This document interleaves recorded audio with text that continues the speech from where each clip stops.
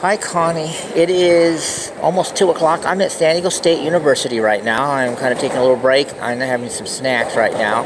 So I had a few minutes. Wanted to tell you, as I was saying this morning on the other videos, you're basically getting a history of what my freedom was like before I met Robert. And then I got to share you my family, about my mother and my grandmother who taught me to play the piano. Because I never had a chance to tell you about all that stuff back when I met you in 1992. So, see, age 18, 1976, all the way to 1987 was my freedom.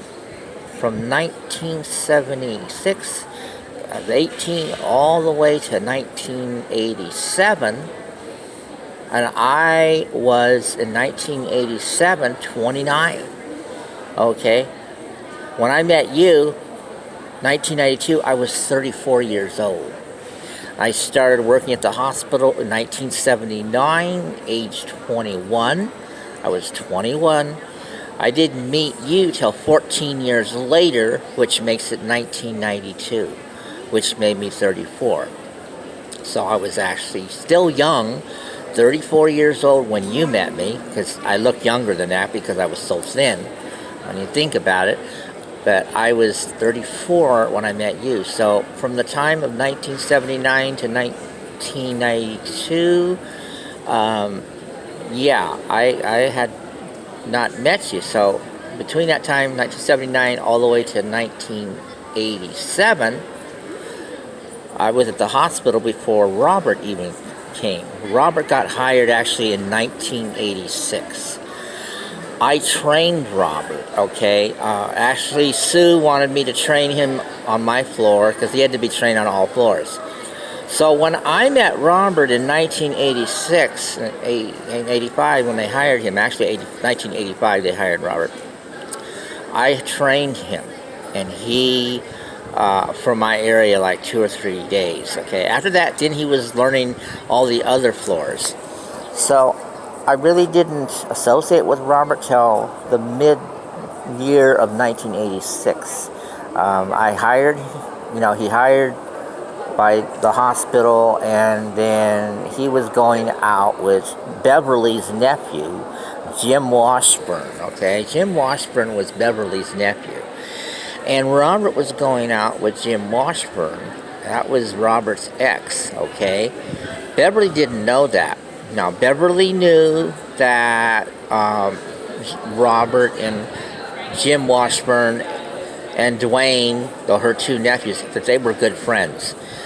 Robert was very materialistic. He was always getting Jim Washburn stuff and Dwayne, getting them, getting them their DVD players, or he's getting them the speakers, the boombox. He was always getting them stuff, okay?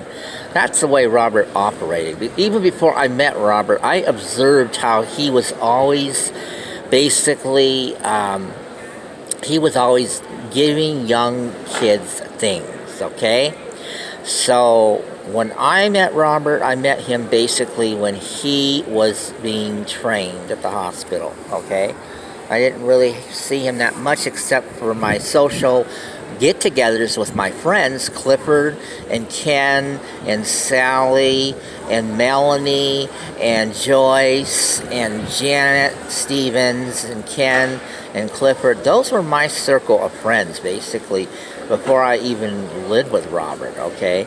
One of the things I wanted to tell you, when I got hired at the hospital in 1979, I already was having my own circle of friends in the first place.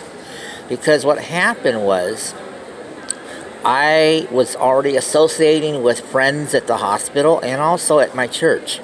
In 1979 is when I had my born-again experience of accepting Christ as my personal Savior.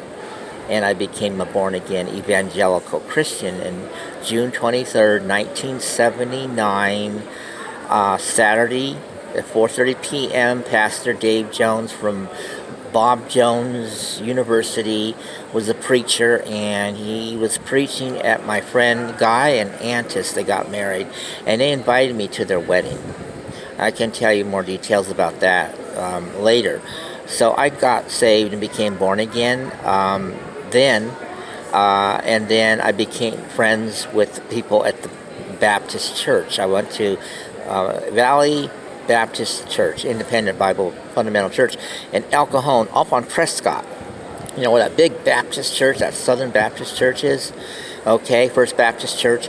And then there's that Circle Prescott where there's a whole bunch of churches down that street. There was the Seventh-day Adventist Church, the Unitarian Church, there's the Episcopalian Church, the Presbyterian Church. Well, the Baptist Church I went to was in that circle there on Prescott Avenue. So that's the church that I went to after I became born again. And then I led Clifford to the Lord in July of 1979. When I led Clifford to the Lord, he and I went to church every week. We went Wednesday nights, and we went on Sundays mornings and Sunday nights, and we went to Bible studies. So my life was very filled. This is something I never got a chance to tell you, Connie. I mean, you and I clicked right away, and we're close, very close. We clicked and, had so much in common. There was just never enough time to tell you all these things. But, that's the thing, because I love you so much. You're wonderful. I can talk to you, Connie, about everything, just like I can talk to my best friend that I live with at home. I can talk to him about everything. You know what I'm saying? I can talk to Johnny about everything in the world. Well, you know what? Here's the thing. When I was at the hospital I got hired after I became a born-again Christian in 1979, June 23rd, 1979, Saturday. I got hired at the hospital June 28th, 1979. It wasn't no coincidence. It was the Lord. It was the Lord that brought me to the hospital, okay? And so then I led Clifford to the Lord in July of 1979, and then him and I went to church. So we had friends, my friend Doris Hauser and Bob Hauser, their kids, Danny Hauser and Pam Hauser, were their kids, and I grew up with Pam in choir in high school. She was in my choir class, so I grew up with her in high school. And Danny and his other brother I grew up with in Santee, and Doris and Bob were, I grew up with them too. So I knew Doris and Bob. They went to the same church that Clifford and I went to. So, I knew them, and I was introduced to Richard Fisher. I was introduced to his family, in the church. So there were a lot of friends I had there at the church. And then I had automatically made friends at Grossmont Hospital when I got hired. And I was a typical, I was still living with my parents until 23, 24, but 1979 I was 21, and 1980 I lived with my parents, 1981, 82, okay? So 21, 22, 23. 23 I moved out. But you know what? The time that I was living at my parents', my mother only charged me $150 a month for groceries because she needed, the money for buying food. My mom spent a lot of money on groceries. She went to the commissary. She not only went to Alpha Beta back then in the 1960s and 70s, Safeway, Alpha Beta, Mayfair. My mom, on top of that, went to the commissary. We went to the commissary every month on Saturdays. I remember that very well. Because my dad retired the Navy in 1963. He was in the Navy 20 years. My dad was born in Syracuse, New York, where all the Italians and the Jewish and Irish were there. My dad was full-blood Irish. That's where the Conroy came from. My dad named me John Jeremiah. That's why I have a middle name, Jeremiah. Well, Jeremiah is the weeping prophet. He was the weeping prophet that cried out and was grieving because everybody was basically, needed to repent. They didn't believe in God, and Jeremiah was weeping because it was false prophets. I like the book of Jeremiah, and Jeremiah was quite an interesting book in the Old Testament.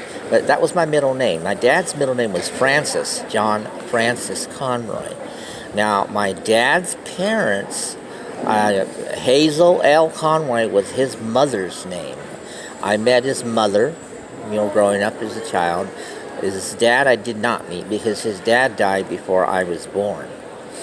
But I met my dad's mother, which is my grandmother, Hazel L. Conroy, and then my dad's two sisters, Aunt Anna Mae Conroy and Aunt Marie Jane Conroy, were my dad's two sisters. They never married. My dad's two sisters were very close, but they never married. My dad's sister, Marie Jane Conroy, which was my aunt, she worked for a car dealer, Oldsmobiles. She was the manager of Oldsmobiles, for years, working for the car dealer as a manager. My other aunt Anna Mae Conroy, was my dad's second sister. She was a school teacher. And so my dad grew up on Harold Street in Syracuse, New York. That's where he grew up, with his parents, his sisters. My dad's brother looked exactly identical to my dad, okay? His name was Gerald Conroy. And Gerald Conroy, which is my dad's brother, looked identical. When he was alive, his voice sounded exactly alike as my dad. So my dad was born in Syracuse, New York, born 1924, December 13th, 1924. And when he was 18, he decided to go in the Navy for 20 years. He served Navy 20 years. And he was on a Tiger-Ronda, and he was in Japan, stationed in Japan for 5 years, okay? He married my mom, which my mom was married 3 times. My mom was born January 17th, 1919. She was born native San Diegan. My mom had Dutch and Irish and German in her, okay? My dad was full-blooded Irish. My dad was full-blooded Irish, being born in Syracuse, New York. So he was full-blooded Irish, okay? And I'll send you a picture of my dad, my adopted dad. He is total Irish. You look at him and you can see the Irish in him. But my mother had Dutch, Irish, and German, okay? She was born in San Diego, a native San Diegan, which is very rare, because my grandmother had only one child, which is my mother. And she was German, and she was from South Dakota. But as I shared you earlier, my grandmother came out here in San Diego like 1918, 1917, because the Cracker Box home that my grandmother lived in was built for war, okay? And the house was goes clear back to World War II. On El Cajon, California, on Anza Drive, okay? And there was a hill behind her house called Rattlesnake Hill. Well, my mother, when she got married to her first husband, she had 2 daughters, Helen and Linda, okay? And those are my 2 sisters. They're still alive today. Well, my mother had Helen and Linda. She married and then divorced, and she married a second time. That didn't last long. And then she married the third time and had another daughter named Anna Marie. Okay, Anna Marie Conroy. That's my youngest sister. She was born October 3rd, 1953. Helen and Linda are my older sisters, which are my mom's older daughters, and they're still alive today. Linda Lou Drexler, she is in Virginia Beach. She's like about 78, and my sister Helen Crosser, she is 82 years old. So, and her husband Jim passed away in 2016. Linda, my sister, her husband Skip, he died in 1973. So, and Linda's never been married since. She stayed faithful, and she's not going to marry. Neither is Helen. They're very traditional in their marriage. Linda believes once she's married, that's it. Same thing with my sister Helen. Now, my younger sister Anna Marie, who was born in Maryland, and she is born October 3rd, 1953, she married only once. Twice, actually. Her first husband was David Raftery in Dietary. He went dating with my sister September 1981. Then he led her to the Lord. and then a year later they got married. And he lived for at least 2 years, and he died of cancer in 1984. All right, then my sister married again to her second husband. He was like, she was 36 and he was 62 years old. But they lived together and then they married. And they stayed married until he died of cancer in 1994. So my sister hasn't reluctantly have not married again. Obviously, but since she had the first two marriages with the first two husbands that died of cancer. And Bill was a much older guy. My dad, of course, resented that because they were, Bill was my dad's age. My mother got along fine with Bill, and, he was my brother-in-law. I was close to David, of course, more than I was Bill, because David, my sister's first husband, her first love, she met him at Sharp Grossmont Hospital in 1980. 81, 82, because I helped David get over his divorce. He was married to Shelley. Shelley Raftery was his ex-wife. She worked in housekeeping. Okay, when I got hired in 1979, 1980, 81, David and Shelley were married. They were living together. And I knew David from Shelley. Shelley I knew from Grossmont High School Special Ed in 1972. So when I got hired in 1979 at Grossmont Hospital, I ran into Shelley. Vincent was her previous name, and she married David, which is David Raftery. Well, Cliff and I, in 1979, 1980, 81, 82, we were friends with Shelley and David Raftery. We went to their house because they became born-again Christians, and they went to the Baptist church with us as well.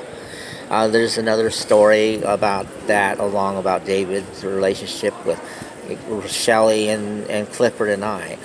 Anyway, then Shelley decided she didn't want to stay married, and she went out and cheated on David, and David was faithful. He believed, he couldn't marry unless his wife committed adultery, then he could marry again.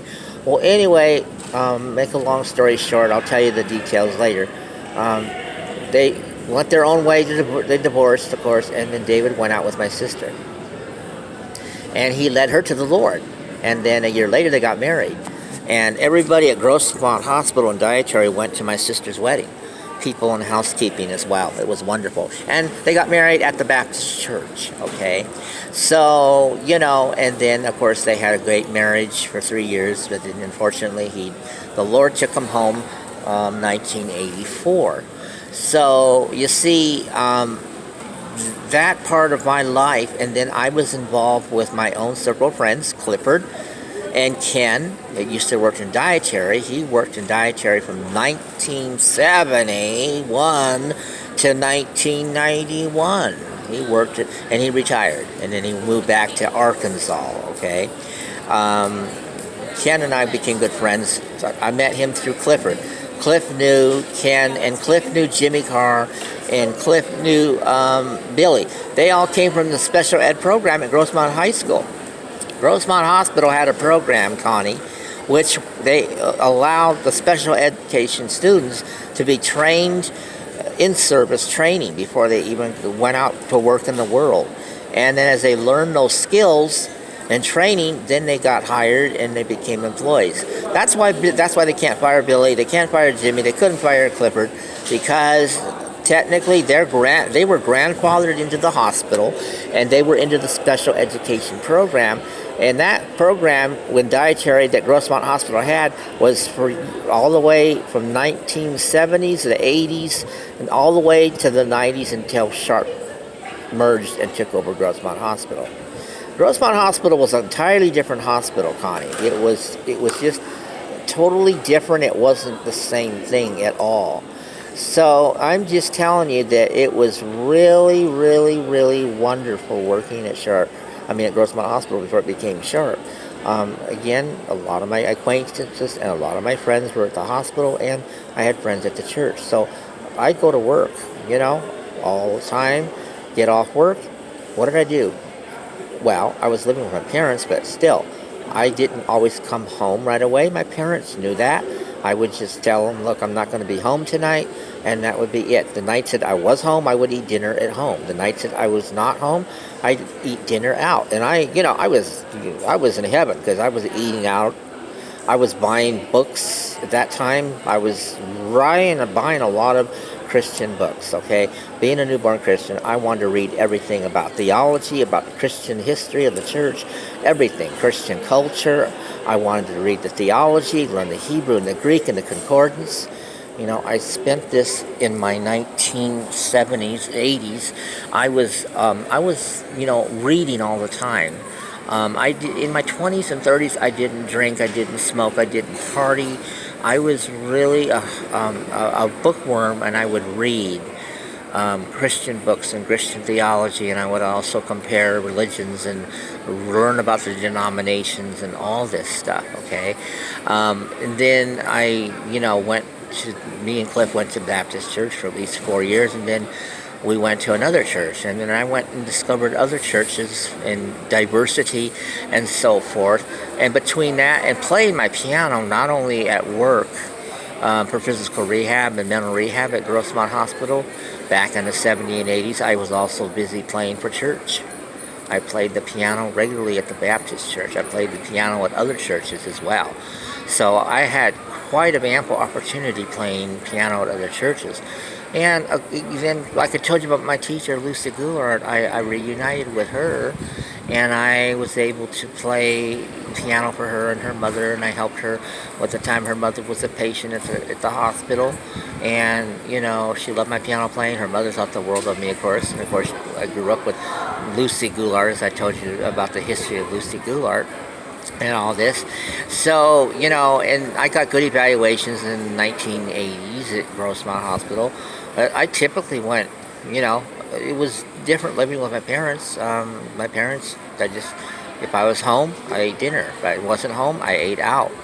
And when I moved out on my own, I moved out on my first apartment, in 1982, because my sister got married to David. David and Dietary, after he separated from Shelley, which was his ex-wife in housekeeping, in 1982, David got married, and then my sister and him lived together, and then I moved in with Clifford, because before David got married to my sister, he lived with Clifford as his roommate. But then when he married my sister, then he lived with my sister, and I moved in with Clifford, and that was my first apartment on Broadway, 716 Broadway, in El Cajon in 1982, and I was only paying $265 rent. I was paying my half share. And I lived in that apartment. It was a 2-bedroom apartment and a bathroom, front room, and kitchen, and we had a swimming pool. And Cliff and I were roommates. Well, because I grew up with Cliff and knew him since kindergarten. And so it was like, hey, we went to school together, we work in the same place together, we've gone to the same church together. So that made a fine roommate for Clifford. Clifford being my first roommate and be the first time. I remember when my mother helped me move out on my own. She shopped with me with groceries and made sure I had enough food and everything. And of course I was really in tears because I was very close to my mother. But that was part of growing up, at 23 when I went out on my own. And so when I lived on my own with Cliff, it was great because Cliff did his own thing. And he went out on weekends with his mother to the Sierra Club, or they would travel and places, so he wasn't always home on the weekends. And I had the place to myself, and I'd bring people over and do my thing, and it was great. I mean, I just, and when Cliff and I were together, we'd eat dinner, sometimes at Sir George's or, and then he'd go to bed early. I was never the person that went to bed early anyway. And I'm the one that kept the apartment pretty much clean and all that stuff. And so, it was really great. We had company, from church. They come over to our apartment. I had my mom and dad over for dinner because my friend Janet Stevens, and she was a friend I met in admitting at Grossmont Hospital. Her and I became really good friends. She became my surrogate mother because she was very nurtured. And Janet Stevens and I had quite a bit of a relationship. She come with 4 or 5 kids. She was married, and she was divorced, but she had raised four kids, Mark and Mike and Pam and the other daughter. So she had four kids, and her parent, she was European. She was like Swedish. Anyway, I met Janet Stevens as my surrogate mom because I just kind of adopted that as my surrogate mom. I became good friends with her in 1982 and 83. Okay, just by saying hello to her every morning, and she's coming into the first floor, and we talk, every morning. Good morning, how are you? And we talk. We start talking about things that we had in common. Well, basically, it was about God. She took God seriously, and so I'd always share scripture to her, and we got into a conversation with that, and then I shared about music, playing the piano, and just a lot of different things we'd say and talk about casually. Then Janet Stevens invited me over to her house on New Year's in 1982. And she took me out to dinner, and we ate Chinese food in Spring Valley, and then I went to her house, and she had a baby grand piano, and I played the piano at her house, and oh my gosh, and then I met her friend Kenny Beck, and he was an older guy. I met Kenny Beck, and we talked, and Janet and I all talked New Year's Eve. We all had a great time. Then 1983, the whole year, Janet and I spent time. We'd go take walks in her neighborhood. We'd go take walks, all over the place. And we went camping together. We went on weekends together. I spent weekends with Janet in 1983 and 84. I spent a lot of weekends. When my brother-in-law David was diagnosed with cancer, it was a shock to me, and I was very depressed, and I couldn't deal with it.